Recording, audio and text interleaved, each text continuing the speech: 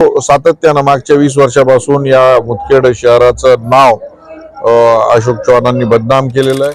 Pattern म्हणून मुदखेड शहराचं नाव यांनी बदनाम केलं। पूर्ण महाराष्ट्रभर मुदखेड पॅटर्न म्हणलं की एकच आठवते, समोर पोलीसची गाडी, मागे पोलीसची गाडी आणि आतमध्ये 2 दिवस अगोदर पैशाचं वाटप, याला मुदखेड पॅटर्न असं नाव बदनाम झालेलं। माझी मुदखेड वासियांना विनंती आहे की मुदखेड शहराचं नाव उज्ज्वल करण्यासाठी 20 वर्ष यांना संधी दिली, यावेळेस शिवसेनेला आपण संधी द्या।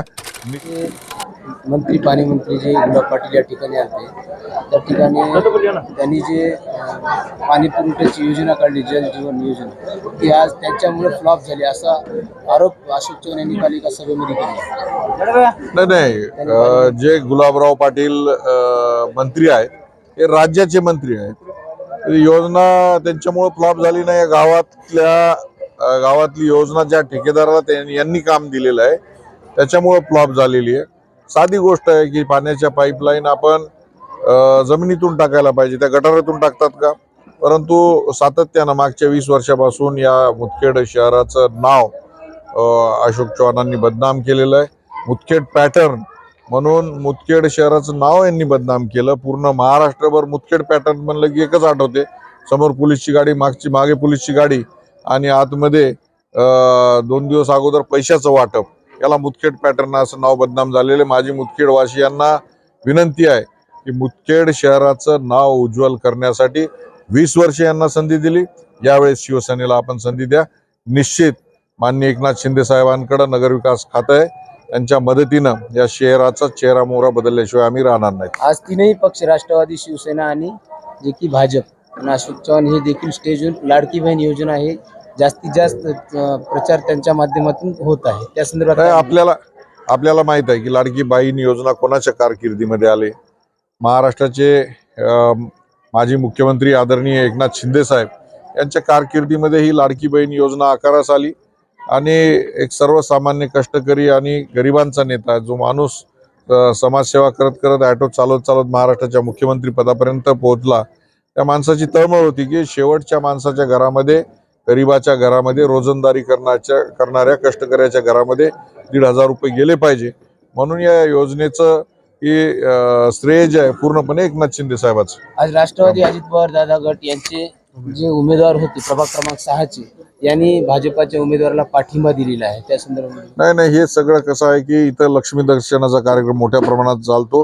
20 वर्षापूर्वी मी जिल्हा प्रमुख असताना माझाही एक उमेदवार त्यांनी पळून नेला होता आणि 3 हेवी फॉर्म पळून नेलेले होते।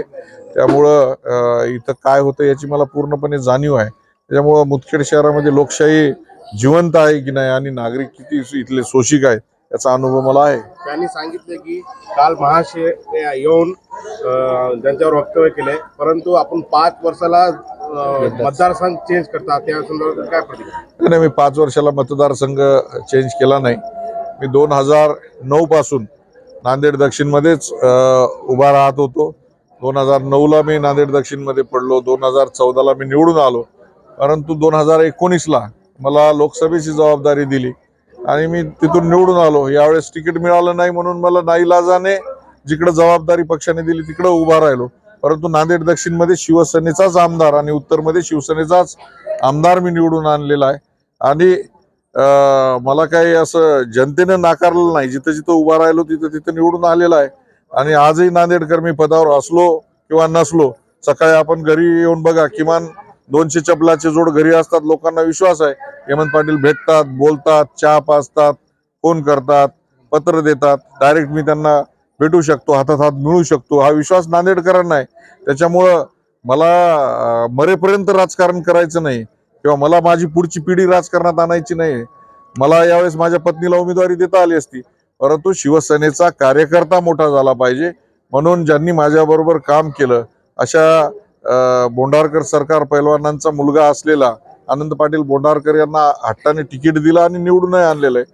त्यामुळं मला काही असं हे नाही, सोच नाहीये की मरेपर्यंत राजकारण केलं पाहिजे आणि कुठल्याही का होईना मतदारसंघात निवडून आणलं पाहिजे। ती जी ट्रिक आहे ती त्यांची आहे, माझी नाही। निवडणूक आली की नेते या भागामध्ये येतात आणि या भागाचा जर विकास कोणी करत असेल तर अशोक चव्हाणच करणार, असं देखील त्यांनी एक वक्तव्य केलं। आपण या शहरामध्ये फिरून बघा. आपण जिथं आता मुलाखत घेतात त्याच्या डावीकडे बघा, या वेड्याबाबळीचे झाडं कितकाले वाढलेले आहेत, गटारं कसे आहेत, तिथं डास किती आहेत.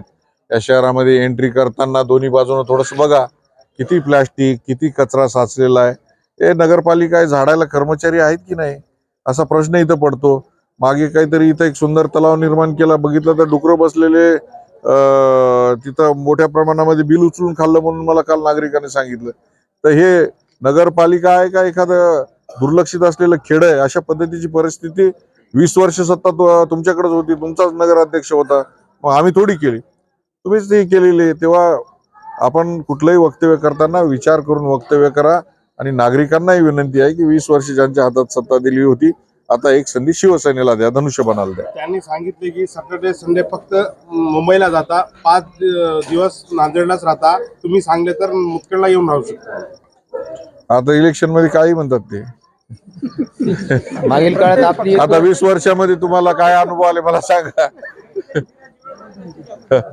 प्रत्येक पक्षाकडून मुदखेड शहर विकसित कसं होईल याच्यासाठी प्रत्येक पक्षाकडून आवाहन करण्यात येते. आम्ही असं करू, आम्ही तसं करू. पण मुदखेड शहरामध्ये शेतकरी सुद्धा राहतो. शेतकऱ्यांच्या प्रश्नाबद्दल कोणी एकही शब्द काढत नाही. त्याबद्दल आपलं काय म्हणणं आहे? नाही, निश्चित मुदखेड शहरामध्ये जे शेतकरी बांधव राहतात त्या शेतकरी बांधवांच्या मालाला हमी भाव मिळाला पाहिजे, यासाठी सातत्याने मी लोकसभेत असतानाही प्रश्न उपस्थित केलेले होते. आणि ज्या ज्या काही त्यांच्या मागण्या असतील त्या पद्धतीनं त्यासाठी काम करता येईल. इथं मार्केट कमिटीच्या संदर्भातले काही प्रश्न असतील तर त्या संदर्भामध्ये त्यांनी सांगावेत. निश्चित मंत्र्यांना भेटून त्याच्यावरती आपण मार्ग काढता येईल. शासनाची जी मदत मिळायला पाहिजे होती शेतकऱ्यांना, ती अजूनही पूर्णपणे मिळालेली नाही. त्याच्या पाठीमागं इथल्या जे काही स्थानिक लोकप्रतिनिधी आहे त्याचं काम आहे. आम्ही ज्यावेळेस आमदार होतो त्या भागाचं, दक्षिण भागाचं, मी स्वतः जिल्हाधिकारी कार्यालयात जायचो, याद्या बघायचो, कोण वंचित राहिलेलं आहे, कशामुळे वंचित राहिलेले आहेत. तिथल्या ताबडतोब तलाठी असेल, ग्रामसेवक असेल, जी काही यंत्रणा असेल त्यांच्याबरोबर संवाद साधायचो, बाबा कशामुळे याला वगळलं. परंतु तेवढा वेळ तर इथल्या लोकप्रतिनिधीला मिळाला पाहिजे आणि तेवढं खालच्या स्तरावर जाऊन काम केलं पाहिजे. हे सगळी सोन्याच्या ताटात तोंडात चमचा घेऊन आलेली ही सगळी मंडळी आहे. आणि त्याच्यामुळं सर्वसामान्याची नाळ किंवा सर्वसामान्यांशी भेटणं, बोलणं, त्यांचे प्रश्न ऐकून घेणं हे त्यांना माहीत नाही. धन्यवाद. धन्यवाद.